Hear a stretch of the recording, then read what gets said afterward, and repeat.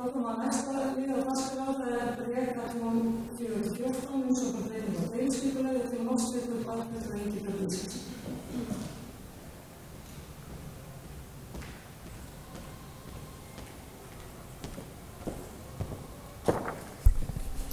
Forseti, ágætu bæjarfulltrúar.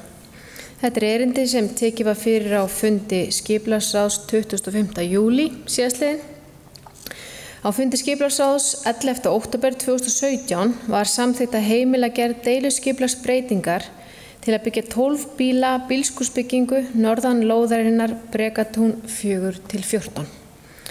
Nú er lögð fram tillaga breytingu sem felst í að lóð Brégatúns 4-14 stækkar til norðvesturs.